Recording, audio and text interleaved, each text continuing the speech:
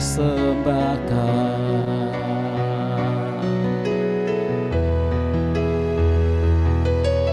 Sadar bila ku ada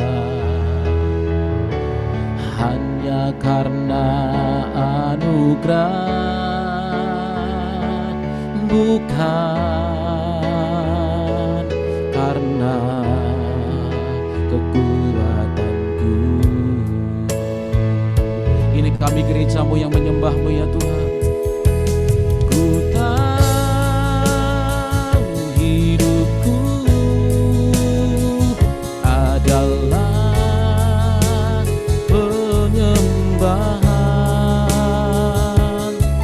Kau ciptakan ku dalam kemuliaan-Mu.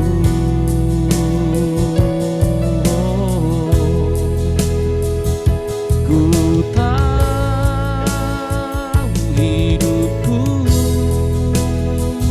berharga di mata-Mu. Segenap hidupku persembahkan. Ku tahu hidupku adalah penyembahan.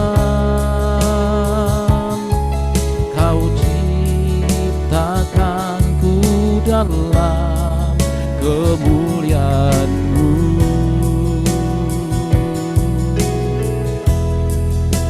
Ini hidup kami. Ku tahu hidupku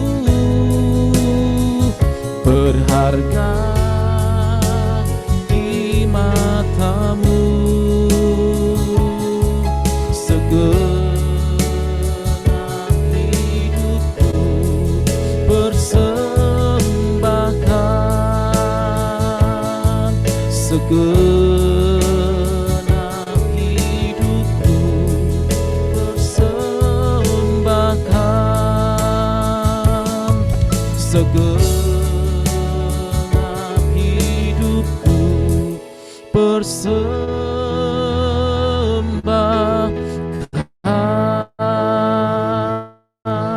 Haleluya, haleluya, haleluya. Puji nama Tuhan. Sebentar Bapak Ibu Saudara, saya akan coba share screen-nya.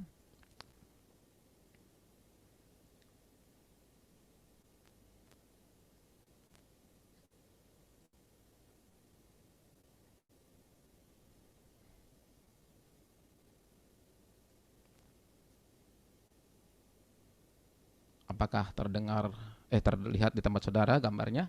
Puji Tuhan. Nah, Bapak Ibu Saudara, malam hari ini ketika Ibu Berta kemarin bertanya, Pastor apa temanya begitu ya.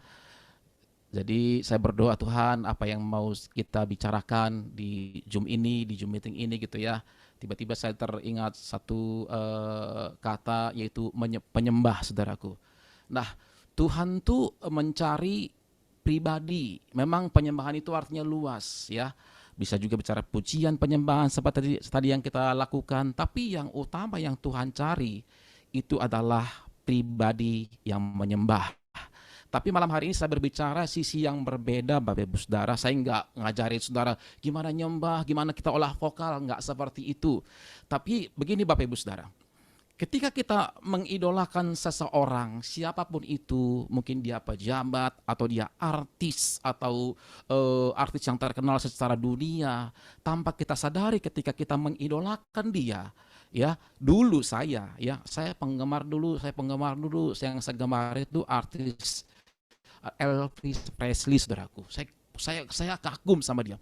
Bahkan ketika dia tampil di TV saya ikutin. Nah, ketika saya kagum sama dia, ketika saya mengagumi dia, lama-lama kehidupan saya ini saudaraku mirip dengan dia. Apa yang dia pakai, saya pakai, walaupun mungkin nggak bisa beli yang asli, tapi beli yang KW gitu saudara.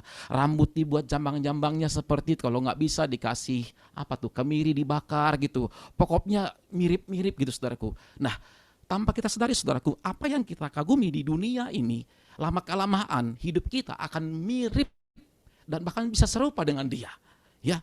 Nah, saya percaya Bapak Ibu Saudara di tempat ini ada beberapa hamba Tuhan, beberapa pendeta senior, shalom Bapak Ibu pendeta, haleluya. Nah, tanpa kita sadari saudaraku, apa yang kita dikagumi di bumi ini, kita bisa serupa dengan apa yang ada di dunia ini. Nah, kita adalah penyembah-penyembah yang diciptakan Tuhan, yang ada di bumi ini untuk menyenangkan hati Tuhan. Katakan amin saudaraku. Ada tujuan surga untuk saudara dan saya ada di muka bumi ini. Ada kepentingan surga untuk Bapak Ibu Saudara boleh melayani sebagai hamba Tuhan, sebagai pendeta, mungkin gembala, mungkin koordinator, apapun yang Tuhan percayakan. Ada maksud dan tujuan Tuhan untuk semua itu. Satu tujuannya adalah hidup kita ini adalah penyembahan bagi Tuhan. Amin saudaraku. Hidup kita adalah penyembahan bagi Tuhan. Kita adalah penyembah. Tuhan mencari pribadi. Memang Tuhan mencari apa yang kita lakukan, tapi yang utama itu adalah mencari pribadi yang menyembah. Ketika kita menyembah Tuhan Yesus, saudaraku, ketika kita menyembah intim dengan Dia, saya terlalu percaya hidup kita makin lama makin serupa dengan Tuhan. Bukan berbicara tentang fisik, tapi yang saya mau bicarakan malam hari ini tentang pribadi Tuhan Yesus. Katakan amin saudaraku. Nah, saya akan ambil satu ayat saudaraku. Nah, dalam Yohanes 4 ayat 23 berkata demikian. Tetapi saatnya akan datang dan sudah tiba sekarang bahwa penyembah yang benar akan menyembah Bapa dalam roh dan kebenaran, sebab Bapa menghendaki penyembah demikian. Ayat 24, Allah itu roh dan barang siapa menyembah Dia harus menyembahnya di dalam roh dan kebenaran. Kita harus menyembah Tuhan di dalam roh dan kebenaran. Yang mau saya bahas malam hari ini adalah kebenaran saudaraku. Sebagai penyembah Tuhan, pribadi yang menyembah, hidup kita harus hidup di dalam kebenaran. Yang setuju dengan saya katakan amin. Sebentar Bapak Ibu Saudara, saya akan lihat contekan di handphone juga supaya tidak terlewat. Puji Tuhan saudaraku. Kita menyembah Bapa dalam roh dan kebenaran. Yang utama yang mau saya bahas malam hari ini, hidup di dalam kebenaran. Nah Bapak Ibu Saudara, kita menyembah Bapa yang penuh kasih. Allah itu kasih. Amin saudaraku.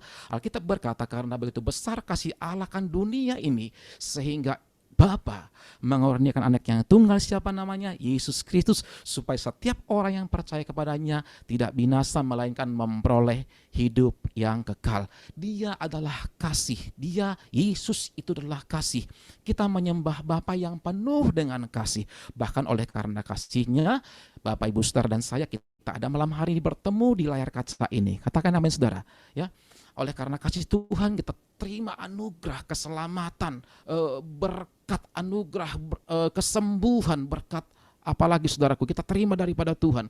Itu karena Dia kasih. Maka harusnya sebagai penyembah Bapa yang penuh kasih itu, hidup kita juga harusnya penuh dengan kasih. Tapi pertanyaannya, apakah semua penyembah Bapa itu penuh dengan kasih? Belum tentu Bapak Ibu Saudara. Belum tentu, ya. Begitu banyak kita lihat di luar sana orang hidupnya memang secara agama dia Kristen, tapi hidupnya tidak penuh dengan kasih. Betul nggak?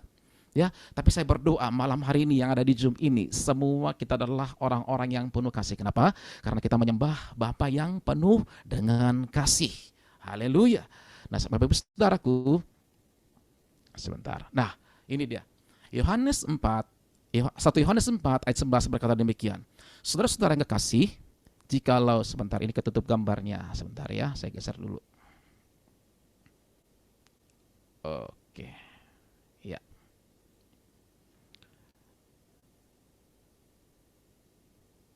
Oke. 1 Yohanes 4 ayat 11 berkata, saudara-saudaraku yang kekasih, jikalau Allah sedemikian mengasihi kita, Bapak Ibu Saudara dan saya, maka haruslah kita juga saling mengasihi.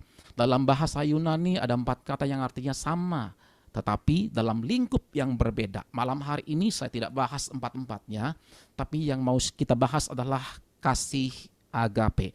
Inilah yang Tuhan tunjukkan kepada kita. Oleh sebab itu saudara, sehitam apapun kehidupan kita, sebejat apapun kehidupan kita masa lalu, ketika Tuhan menunjukkan kasih-Nya kepada kita, yaitu kasih agape, maka Dia memberikan keselamatan kepada kita, memberikan kesembuhan kepada saudara dan saya, memberikan berkat kepada Bapak Ibu saudara dan saya. Karena apa? Kasih-Nya itu kasih agape. Apa itu kasih agape, saudaraku? Apa itu kasih agape? Ya, kasih yang tanpa perhitungan dan tanpa peduli orang macam apa yang kita kasihi, atau disebut juga kasih walaupun. Saya pernah merenungkan gini Bapak Ibu Saudara, seandainya Tuhan tuh menunjukkan kasih-Nya pakai syarat atas kehidupan kita, wah, celaka 12 Bapak Ibu Saudara, kita tidak akan memperoleh keselamatan daripada Tuhan. Kenapa? Karena hidup kita ini memang penuh dosa, ya. Ketika Tuhan berkata, saya mengasihi kamu, tapi wah, gawat saudaraku. Tapi Tuhan tuh tidak menunjukkan kasih yang demikian. Dia menunjukkan kasih yang tanpa perhitungan dan tanpa peduli orang macam apa yang dikasihinya, saudara dan saya. Atau disebut juga kasih walaupun, ya. Bapak Ibu Saudara, di hidup ini saya terlalu percaya banyak kita berbenturan dengan orang lain. Bapak Ibu Saudara yang hamba Tuhan mungkin berbenturan dengan para pelayan-pelayan Tuhan, para pengerja. Bapak Ibu Saudara yang berkeluarga berbenturan mungkin dengan suami, dengan istri, dengan anak-anak, dengan mertua mungkin yang tinggal satu rumah. Atau mungkin saudara yang punya usaha berbenturan dengan karyawan saudara.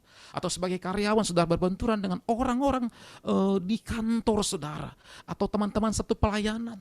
Pasti ada benturan saudaraku. Nah, oleh sebab itu di tengah-tengah benturan itu, perbedaan itu ada. Mari kita tunjukkan kasih yang walaupun orang itu menyakiti kita, walaupun orang itu menggosipi kita, walaupun orang itu menjelek-jelekan kita, walaupun orang itu nggak bayar utang gitu saudaraku, walaupun orang itu menghina kita, walaupun orang itu menjatuhkan kita, tetap tunjukkan kasih. Katakan amin saudaraku, katakan amin. Karena apa? Kita menyembah Tuhan yang penuh dengan kasih, ya. Mari kita minta kepada Tuhan, Tuhan penuhi dengan kasih-Mu. Saya percaya saudara, dengan kekuatan kita tidak akan mampu mengasihi orang yang menyakiti kita. Tapi ketika kita libatkan Tuhan di dalam hidup kita, saya percaya Tuhan memberikan kemampuan untuk mengasihi orang yang menyakiti hidup kita, orang yang membenci kita saudaraku, ya. Mungkin siapapun itu, ayo tunjukkan kasih, libatkan kasih Tuhan di dalam hidup kita. Jangan pakai kasih kekuatan kita, tapi pakai kasih Tuhan. Itu yang pertama. Itu dengan orang-orang yang di sekeliling kita. Yang kedua, tunjukkan juga kasih kita kepada orang-orang yang belum percaya kepada Tuhan Yesus. Amin saudaraku. Hari-hari ini begitu banyak alat yang kita bisa pakai untuk menunjukkan kasih kepada orang-orang yang ada di sekeliling kita. Pertama, Facebook, ada IG, ada TikTok, ada apalagi WA group saudara. Mari tunjukkan. Atau mungkin untuk orang-orang di luar sana, ya Facebook lah, IG, pakai medsos untuk menunjukkan kasih kita kepada orang-orang di luar sana yang belum percaya kepada Tuhan Yesus, sehingga mereka percaya ketika kita menunjukkan kasih Tuhan yang dalam hidup kita kepada mereka. Dan melalui kasih itu saudaraku, mereka boleh terima keselamatan. Yang sukses dengan saya katakan amin. Haleluya. Yang berikutnya Bapak Ibu Saudara, kita menyembah Bapa yang murah hati. Sebab itu Bapak Ibu Saudara dan saya, kita juga harus memiliki kemurahan hati. Amin. Kita harus memiliki kemurahan hati. Lukas 6 ayat 36 berkata, hendaklah kamu murah hati sama seperti Bapamu adalah murah hati. 37, janganlah kamu menghakimi, maka kamu pun tidak akan dihakimi, dan janganlah kamu menghukum, maka kamu pun tidak akan dihukum. Ampunilah. Nah, ini dia saudaraku. Ampunilah dan kamu akan diampuni. Orang yang murah hati, saya terlalu percaya, mudah mengampuni orang yang bersalah kepadanya. Katakan amin saudaraku. Ya, Tuhan tuh kalau nggak ngampunin kita, waduh tuh saudara, mau jadi apa hidup kita, ya. Tapi ketika Tuhan tuh Bapa, Tuhan itu yang murah hati. Tuhan yang kita sembah adalah yang murah hati.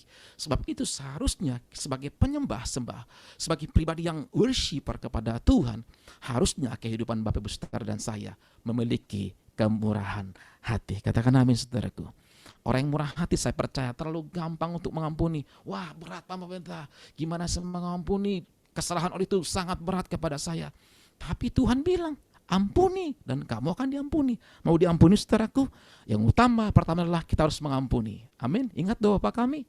Ya, saudara dikatakan begini, ampunilah orang yang bersalah kepada kami seperti kami juga mengampuni orang yang bersalah, ya kan? Seperti maksudnya begini, kita minta ampun kepada Bapa ketika kita mengampuni orang lain juga. Jadi betapa pentingnya kita memberikan pengampunan kepada orang yang menyakiti hidup kita, orang yang bersalah kepada kita. Ampuni saudaraku. Gampang? Enggak gampang. Karena gampang saudaraku, mari libatkan Tuhan. Libatkan Tuhan ya. Hendaklah kamu murah hati. Itu penting saudaraku. Kita harus murah hati kepada banyak orang. Seperti Bapa kita, Bapa yang kita sembah di dalam nama Tuhan Yesus. Murah hati. Harusnya saudara dan saya murah hati juga. Katakan amin. Ya, murah hati. Bapak saudara, di kantor kami tuh saya ini apa ya dibilangnya, seperti supervisor lah, ketua grup di tim kami ya. Jadi memang ada satu orang ibu ya sudah berumur gitu Bapak Ibu Saudara ya, selalu membuat masalah, membuat troublemaker, membuat persoalan ya kan, membuat ribut sama orang, berantem sama si ini, bikin gosip ini, selalu membuat troublemaker. Bahkan satu kelak, singkat ceritanya Bapak Ibu Saudaraku, puncaknya dia berhadapan dengan atasan sehingga saat ini sedang masuk dalam SP3. Ya saudaraku, SP3 karena apa? Bikin masalah. Nah satu kali saya lagi nyembah, saya lagi doa, memang di hati ini kesal saudaraku, sebagai leader kesal nih orang, bikin masalah terus, bikin problem. Tapi satu kali waktu menyembah, ampuni dia. Kamu kan menyembah Bapa yang murah hati, harusnya Tuhan di hati saya kayak Roh Kudus berbicara seperti itu. Harusnya murah hati, kasih pengampunan, ampuni dia, kasihi dia gitu saudaraku. Ya, sekalipun saat ini dia sekarang dapat SP, tapi karena saya menyembah Bapa yang murah hati, oleh karena kemurahan hati yang ada di hidup saya memberikan kemampuan. Akhirnya saudaraku, sekarang walaupun kondisi seperti itu kita tetap baik ya, di tim kita baik, bekerja dengan baik walaupun dia kena SP. Saya bilang juga sama teman-teman yang bermasalah dengan dia, ayo kasih pengampunan, begitu saudaraku. Akhirnya teman-teman yang lain juga ngampunin dia. Akhirnya sekarang kita ramah satu dengan yang lain, baik gitu ya. Tadinya sempat ada yang nggak ngomongan saudaraku, satu grup nggak ngomongan kan mau jadi apa gitu ya. Tapi ketika saya mengarahkan mereka, yuk kasih pengampunan, sekarang semua sudah berkomunikasi dengan baik. Karena apa? Ada kemurahan hati. Oleh karena kemurahan hati, kita memberikan pengampunan kepada orang yang menyakiti atau orang bersalah kepada kita. Hari ini, siapa yang menyakiti hatimu? Siapa yang mengecewakan hidupmu? Mungkin suami, mungkin istri, anak-anak, mungkin pelayan Tuhan atau pengerja atau siapapun ya di kelompok saudara, di komunitas saudara yang menyakiti hatimu. Oleh karena kita menyembah Bapa yang murah hati, ayo oleh kemurahan hati itu berikan pengampunan, maka kita juga akan diampuni oleh Bapa kita. Katakan amin saudaraku. Katakan amin. Yang berikutnya saudaraku, nah ini dia nih. Orang yang murah hati pasti suka memberi. Amin saudaraku. Orang yang murah hati pasti suka memberi. Orang yang suka memberi pasti tidak pelit, penyayang dan pengasih. Ini orang-orang murah hati. Sebenarnya masih banyak poin-poin ke bawah, tapi saya ambil yang singkat-singkat saja. Orang yang murah hati suka memberi. Amin saudaraku. Di tempat pelayanan saudara, kalau ada membutuhkan dana, taburan gitu saudaraku, ayo nabur saudaraku. Ya, tanggal 6 Desember nanti kami akan merayakan Natal di tempat kami melayani. Itu perlu dana yang besar, ratusan juta. Kami disuruh nabur, kita nabur saudaraku. Jangan pelit. Apalagi untuk Tuhan. Saudara kalau mau diberkati harus memberi, harus nabur. Orang yang menabur, saya percaya menuai. Katakan amin. Nah saudaraku, ada teman di kantor juga. Saya lagi ngomong teman saya di kantor karena kita hidup bersama-sama hari-hari ya. Ada seorang teman saya.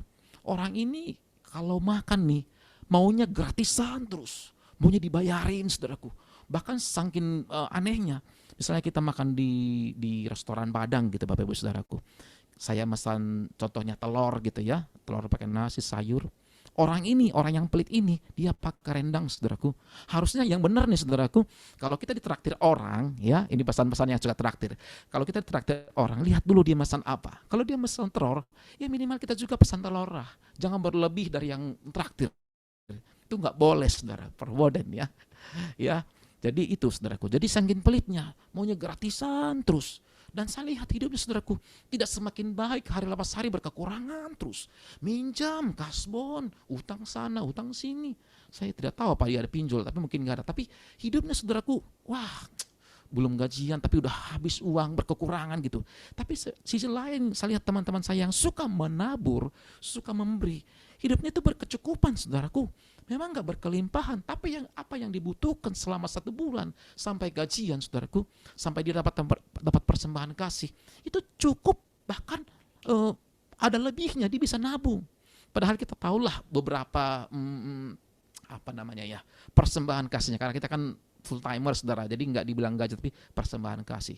Tapi saya lihat nih orang-orang yang tidak pelit itu tuh hidupnya tuh berkecukupan gitu. Dia perlu apa ada, dia perlu apa ada. Nih perhatikan saudaraku, orang yang murah hati pasti diberkati Tuhan. Amin saudaraku. Penyayang, pengasih, ya kita harus menyayangi, mengasihi orang-orang yang di sekitar kita. Haleluya.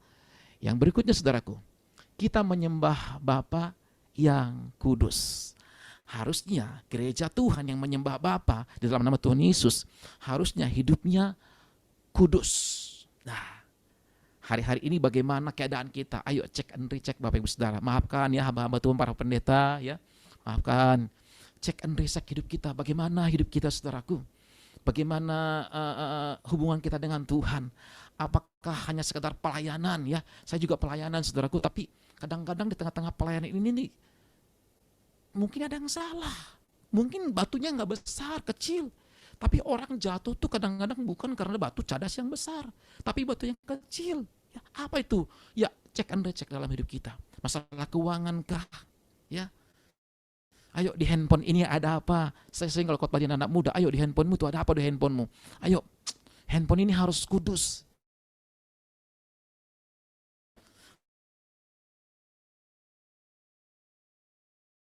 Enggak main. Ayo percaya hanya orang-orang yang kudus nanti terangkat ketika Tuhan datang menjemput gerejanya. Amin Bapak Ibu Saudara. Oleh sebab itu setiap aspek kehidupan kita, hidup kita harus kudus. Kenapa? Karena kita menyembah Bapa yang kudus dan kekudusannya harus menyerap di dalam kehidupan kita. Kudus dalam keluarga, kudus dalam pekerjaan, kudus dalam pelayanan, kudus dalam pekerjaan kita, apalagi Saudara, semua aspek kehidupan kita harus kudus. Bagaimana caranya? Berjuang saudaraku. Memang kalau kekuatan kita tidak mampu, tapi libatkan Tuhan. Ibrani 12 berkata, ayat 14, berusahalah hidup damai dengan semua orang dan kejarlah kekudusan, sebab tanpa kekudusan tidak seorang pun akan melihat Tuhan. Amin saudara. Waduh, kalau nggak ngelihat gimana mau terangkat gitu ya. Kan tujuan kita kan bukan hanya di bumi ini, tapi satu kelak nanti kita bersama-sama dengan Bapa di surga. Dan saya percaya hanya orang-orang yang serupa segambar dengan Tuhan yang akan terangkat ketika dia datang kedua kali menjemput gerejanya. Kalau itu bersama-sama, kalau Tuhan datang menjemput saudara secara pribadi, mungkin duluan seperti itu. Maaf ya Bapak Ibu Saudara. Ayo kita persiapkan hidup kita. Kapanpun, dimanapun Tuhan jemput kita. Oleh karena kita hidup kudus, saudaraku, saya percaya surga yang kekal akan menjadi tempat kediaman kita. Amin Bapak Ibu Saudaraku. Haleluya. Bagaimana caranya? Ini dia saudaraku. Dengan menjaganya sesuai dengan firman Tuhan. Ya, di sini banyak hamba-hamba Tuhan. Ayo lebih lagi kita bergaul karib dengan Tuhan. Ada satu teman saya saudaraku, dia tuh pendeta. Tapi ternyata baca Alkitab nggak pernah. Ketika kita sharing gitu, kita ngopi bareng ya. Dulu saudaraku sebelum corona ngopi-ngopi itu nggak keren gitu ya. Tapi waktu corona datang, itu kan orang nggak kemana-mana. Akhirnya ngumpul ngopi sampai sekarang tuh. Ayo kalau ada apa kita ngumpul bareng ngopi. Ternyata singkat ceritanya saudara, orang ini tuh jarang baca firman Tuhan. Aduh kasihan sekali gitu ya. Tapi julukannya hamba Tuhan, pendeta. Baca firman Tuhan nggak pernah. Pernah sih ya seminggu 2 kali. Ya apa gitu saudara. Saat itu enggak. Loh apa gitu ya. Tapi bagaimana kita menjaga kekudusan supaya hidup kita kudus dengan menjaganya sesuai dengan firman Tuhan? Mazmur 119 ayat 9, dengan apakah seorang muda mempertahankan kelakuannya bersih dengan menjaganya sesuai dengan firman Tuhan. Firman Tuhan adalah rambu-rambu di dalam kehidupan kita. Saudara kalau mau pergi, ini saya lagi ngomong di Jakarta ya, nggak tahu kalau di luar kota, saudara tanggap sesuatu aja. Kalau saya dari Kelapa Gading mau ke Sudirman, saudaraku, Jalan Sudirman itu pusat bisnis di kota Jakarta. Kalau saya nggak ikutin rambu-rambu lalu lintas yang ada, saya akan nabrak, saudara. Bahkan saya nggak sampai di tempat itu, ya. Saya nggak sampai karena apa? Saya nggak ikutin rambu-rambunya. Tapi ketika rambu-rambu saya ikutin, maka saya akan sampai di Jalan Sudirman dengan selamat dan tidak kurang satu apapun. Mau sampai di surga, ayo ikutin rambu-rambu firman Tuhan. Apa yang firman Tuhan katakan, lakukan. Nggak ada AB-AB, pokoknya lakukan saja. Amin, Bapak Saudara, menjaganya dengan firman Tuhan. Yang terakhir, saudara, yang kedua, mencari Tuhan dengan segenap hati, bukan setengah hati atau asal-asalan. Ya, saya ini di gereja worship leader, saudaraku. Ya, setelah kita menyembah bersama-sama, memang ada beberapa jemaat tuh datang, kita udah sorak-sorai, tepuk tangan, dia lipat tangan seperti itu. Kadang-kadang ngesalin juga, saudaraku. Ya, bahkan ada hamba Tuhan juga seperti itu. Kita lagi nyembah bersama-sama, bersorak-sorak, enggak ada respon. Saya mau pesan untuk kita, saudaraku, sekalipun kita hamba Tuhan, siapapun kita, waktu kita beribadah bersama-sama, ayo kita mencari Tuhan dengan segenap hati, bukan setengah hati atau asal-asalan. Mazmur 119 berkata ayat 10, dengan segenap hati aku mencari Engkau, janganlah biarkan aku menyimpang dari perintah-perintah-Mu. Amin, Bapak Ibu Saudaraku. Mari kita dengan segenap hati mencari Tuhan. Keren Ibu Berta, thank you Bu. Ketika tadi Brother Ronald itu bermasalah dengan soundnya, langsung setel lagu, nah itu keren. Ya, kita boleh menikmati hadirat Tuhan sekalipun enggak live seperti, tapi itu dengan begitu pun saya di sini merasakan hadirat Tuhan, saudara. Nggak tahu saudara, karena apa? Saya respon ketika kita menyembah dimanapun. Ayo responi hadirat Tuhan. Ya, amin. Responi hadirat Tuhan. Jangan asal-asalan datang beribadah, tapi harus dengan segenap hati. Amin. Nah, ini dia penutup, saudaraku. Seorang penyembah yang sejati haruslah hidup, pertama, memiliki kasih. Yang kedua, memiliki kemurahan hati dalam hidupnya. Hidup di dalam kekudusan yang diberkati oleh firman Tuhan malam hari ini dan mau melakukannya. Sama-sama katakan amin. Haleluya. Saya rindu Bu Berta menaikkan pujian yang tadi, boleh Bu ya? Yang saya tadi naikkan sebelum firman Tuhan. Masih ada waktu ya? Ya. Terima kasih Tuhan. Terima kasih buat firman-Mu malam hari ini. Kami adalah penyembah-penyembah dalam roh dan kebenaran. Apa itu kebenaran? Yesus adalah kebenaran. Yesus adalah kasih. Dalam Yesus ada kemurahan hati. Di dalam Yesus ada kekudusan. Sebab itu kami rindu Tuhan, sebagai penyembah-penyembah yang sejati yang ada di Zoom ini Tuhan.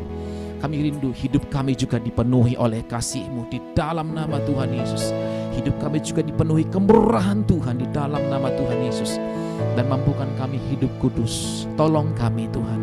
Kami jujur, kami mau katakan malam hari, secara kekuatan kami tidak sanggup. Di era digital hari-hari ini begitu banyak tantangan, begitu banyak godaan. Tuhan mampukan gereja, mampukan kami untuk kami tetap hidup kudus di dalam Engkau. Terima kasih Bapa, terima kasih Tuhan. Ku tahu hidup